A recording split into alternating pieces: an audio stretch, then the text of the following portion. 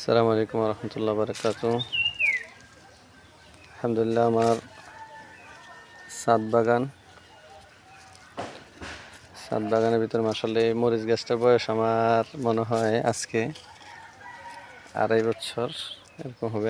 আলহামদুলিল্লাহ, অসংখ্য মরিচ খেয়েছি এটার থেকে। এই যে আমাদের মরিচ গাছগুলোতে একটু ওষুধ দিতে হবে আমারে। আদা নিয়ে ব্যস্ত ছিলাম, পারি নাই। মাশাআল্লাহ, ফুল আসতেছে, এটাতে তিনোটাতে ওষুধ দিতে হবে, নাইট্রো দিয়ে দিতে হবে। মাশাআল্লাহ, আমাদের ছাদ বাগানে আমি খুব সুন্দর করে এখানে মাচা দিছি, আবার ধান শুকানোর জন্য এখানে রাখছি।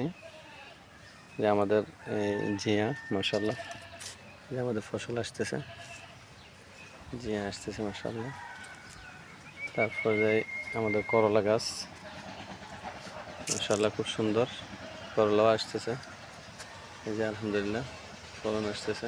দোয়া চাই সবার কাছে। আমাদের মানে কিছুদিন পর আবার চেঞ্জ করে দিই গাছে। যে আমাদের দুন্দুল গাছ, মাশাআল্লাহ, আমাদের দুন্দুল গাছ, এই যে আমাদের লব্যাসি গাছ, মাশাআল্লাহ। আমার ফ্যামিলি একটু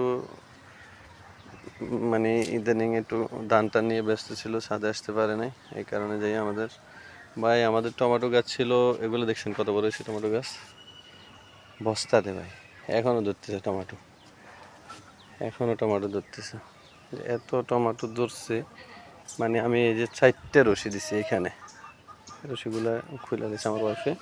এই যে একটা রশি দিছি, এই একটা রশি, এই একটা রশি, 4টে রশি দিয়ে বাইন্ধে রাখছি। এখানে আবার নিচের থেকে যাইয়া, এই যে আমার নিচের থেকে যাইয়া লাউ গাছ উঠেছি এখানে, আলহামদুলিল্লাহ লাউ খাইছি। এই যে আমাদের বস্তায়, মাশাআল্লাহ, আবার আমাদের বস্তায় লাগানো হয়েছে। এই যে চারাগুলা ওটাই, টমেটোর চারাগুলো আলাদা করে এলাম। আর এখানে ভেন্ডি গাছ লাগানো হয়েছে ছাদের মাঝে। একটু পরিচর্যা, কদিন ধান নিয়ে আমরা ব্যস্ত ছিলাম।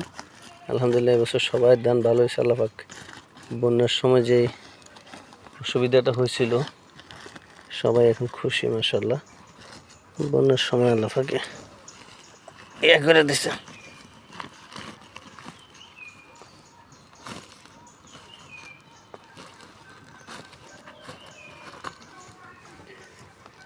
আমার ভেন্ডি গাছ মাশাআল্লাহ খুব সুন্দর।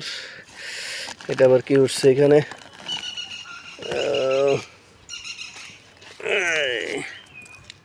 এখানে ভেন্ডি গাছটা মারা গেছে।